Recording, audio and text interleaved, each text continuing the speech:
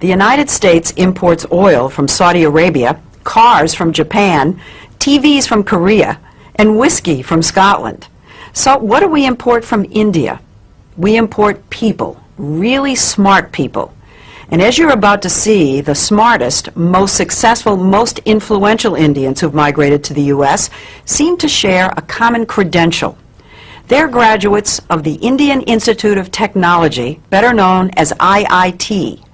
Made up of 7 campuses throughout India, IIT may be the most important university you've never heard of. This is IIT Bombay. Put Harvard, MIT, and Princeton together, and you begin to get an idea of the status of this school in India. You compute the capacity of the column. IIT is dedicated to producing world-class chemical, electrical, and computer engineers. And then you plug this back in and you... With a curriculum that may be the most rigorous in the world.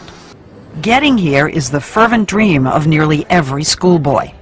With a population of over 1 billion people in India, competition to get into the IITs is ferocious. Last year, 178,000 high school seniors took the entrance exam called the JEE. Just over 3,500 were accepted, or less than 2%. Compare that with Harvard, say, which accepts about 10% of its applicants.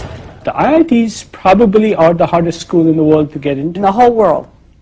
To the best of my knowledge. How significant would you say the impact of IIT graduates has been on the American technology revolution? It's far greater than most people realize.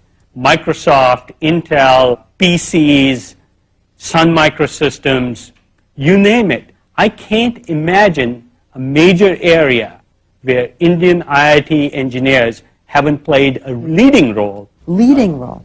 A leading role, and of course the American consumer in the American business, in the end, is the beneficiary of that. It isn't just high tech. The head of the giant consulting firm McKinsey & Company is an IIT grad. So is the vice chairman of Citigroup and the former CEO of U.S. Airways.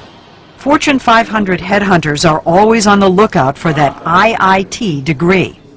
That they are favored over almost anybody else. If you're a WASP walking in for a job, you wouldn't have as much pre-assigned credibility as you do if you're an engineer from IIT. 90% of IIT students are male, and the young men we met in Bombay know they're hot commodities. The American companies love the kids from IIT. Thank goodness. That's what we heard. That's what we heard too. After I leave IIT Bombay, I hope to get a good job. So it can be a ticket to another way of life. Yes. Yeah, definitely. And a ticket out of India. How many of you think that you're going to end up in the United States? For a while, I think all of us would be there. Maybe at for some work. stage. At some stage. That's not the way it was supposed to be. I want my country to be strong. Nehru, India's first prime minister, created IIT 50 years ago, just after independence, to train the scientists and engineers he knew the nation would need to move from medieval to modern. He never imagined India would be supplying brain power to the whole world. Would you say that IIT graduates are India's most valuable export? Yes, undoubtedly. N. Ram, one of India's leading journalists, says that because the stakes are so high, a kid starts preparing early. Age 7, 8, 10. By the 10 you know whether you're made for it or not. 30 to about 8, they're grilled and then they go to school. Regular school? Regular school. 4:30 to 8 a.m.? Yes. Are you saying they do that every day? Yes, every day for that period. 2 years? Particularly 2 years. Classes 11 and 12. You do nothing but study. And parents hover and push and fret. I normally stay up all night and study for my exams. How many hours? It was close to 6 hours. 6 hours of testing, then an excruciating month-long wait for the results. They put them up on the web and you can call them up, and after 10 days you get a letter. So but it's on the web so everybody knows? Yeah. You never get your marks. You just get your All India rank. You just get your rank.